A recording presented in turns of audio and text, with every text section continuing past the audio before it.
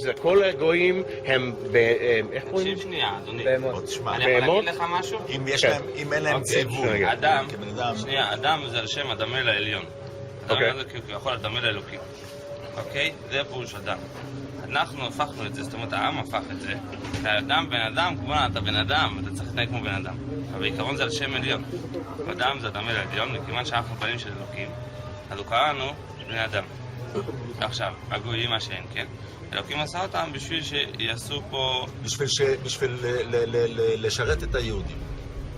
כל הגויים שאתה רואה שיש בעולם, המיליארדים האלה, הם הכל רק בשביל שהיהודים יהיה להם איזה תועלת. עכשיו, אנחנו לא רואים את זה, אנחנו לא יודעים בדיוק. שנייה, כן, היות ואנחנו בגלות, אז אוטומטי עדיין הם עוד לא משרתים אותנו לגמרי, רק חלקית. כל אחד יהיה לו, כשמשיח יבוא, אז כל אחד יהיה לו... יהיה לו אלפים עבדים, 2,800 עבדים. בינתיים המשיח לא כאן, אז איך הם משרתים אותנו? הם בונים לנו רכבים, בסדר, לא יודעים. דירות, בניינים. למי הם בונים את זה? לנו. משרתים את היהודים.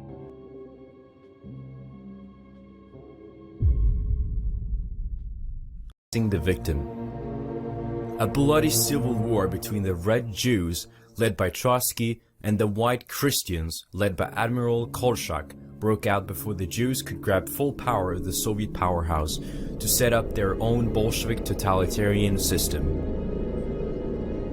David R. Francis, U.S. ambassador to Russia, said in January 1918, "The Bolshevik leaders here in Russia, most of whom are Jews and 90% of whom are returned exiles, care little for Russia or any other country, but are internationalists, and they're trying to start a worldwide social revolution."